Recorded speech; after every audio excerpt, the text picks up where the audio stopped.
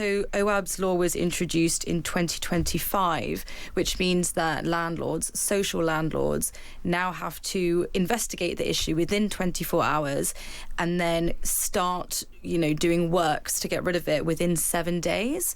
But this does not actually relate to the private rental sector. Now, damp and mould remain one of the biggest complaints from renters, particularly in the private sector. That's the focus of this week's rental health column.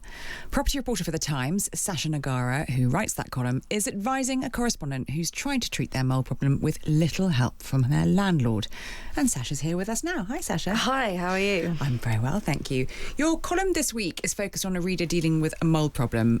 How much of a problem is this with private renters? Is this one of the biggest things that you see and hear about? It is a big problem. I don't know many people that haven't had at least, a few specks of mould, which can often just be cleaned up with some mould spray and repainted can do the trick. But normally it shows there's a big structural issue there, which renters obviously can't do anything about. They have no say over the structure of the building. So yeah, it is quite a big issue.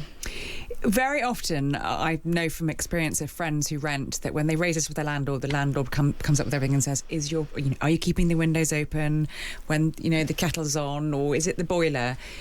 What are the key things you can do to try and sort of help the issue of mould? Is it as simple as, does ventilation help? Ventilation is actually a massive one. And I had a big mould issue in one flat, and this guy came and he did an inspection, which was arranged by the letting agent. So they were quite good on it.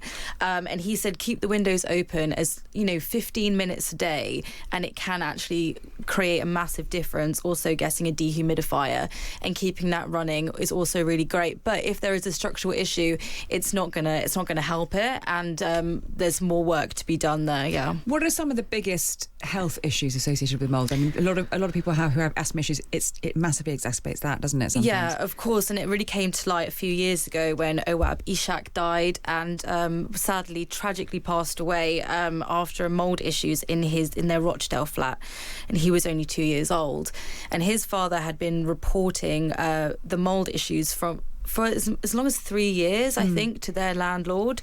And then he passed away to respiratory issues. So that is one of the big ones. And I think especially in babies, young children, when they're still learning those functions and how to breathe properly, that is a real issue. So OAB's law was introduced in 2025, which means that landlords, social landlords, now have to investigate the issue within 24 hours and then start, doing works to get rid of it within 7 days. But this does not actually relate to the private rental sector. Right. But they are looking to include it in private renting over the next few years. And from your experience of people who write into you and from what you hear, are landlords actually following that new change in legislation? Are they looking at things within 24 hours of getting Well, they have to legally, and you need to report it to the council if they're not.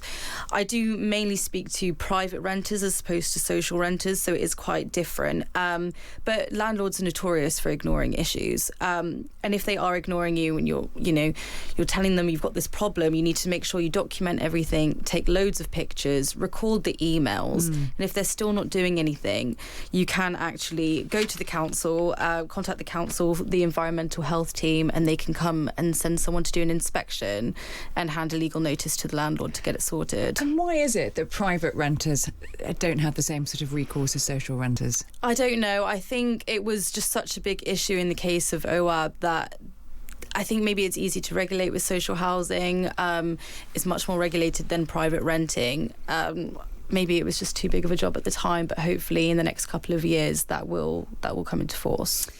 If your landlord's ignoring you, and we do know that landlords do sometimes ignore renters, particularly when there's a persistent problem and they feel that they're being harassed a bit too much, what can you actually do? What steps can you do? Are there any protections for private renters if you're just not getting the answers that you need from your landlord?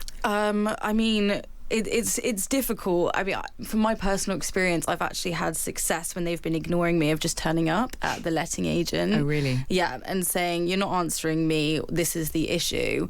But I've had that issue more with letting agents than landlords, to be honest. I think letting agents can be a bit quieter than private landlords. And if mould keeps recurring and keeps coming back, what is that usually a signal of? Is it usually a sort of bigger structural problem? Yeah, exactly. So penetrating damp, it's basically the water is coming in from one side of the wall to the other.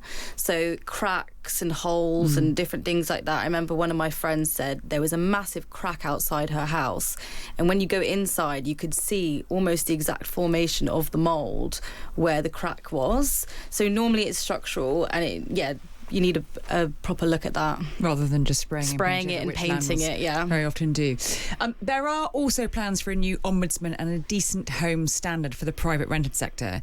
Do you think those reforms will make a difference, or are renters still going to face a very long wait to get the answers they need? I think it could make a difference. That's set to launch in 2028, but I think the biggest issue is that lots of tenants don't realise their rights anyway. So as long as tenants are aware of the new service and use it, then it will be good, as it is in the social sector at the moment. So I think so, and I think it will give some landlords a little boot to get on it a bit more. Why is that not coming in until 2028? Because they're a bit slow. Very frustrating for private renters, isn't it? Exactly.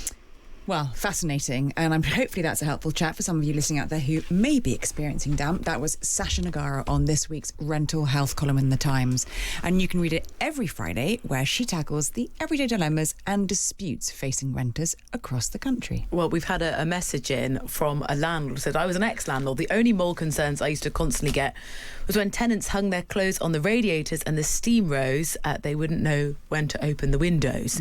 But you've often got people who don't have tumble dryers in the winter, who have exactly that problem in an already cold property, who don't want to have to open the windows to try and make their clothes dry. Well, you can read more from Sasha's column, as Roya just said.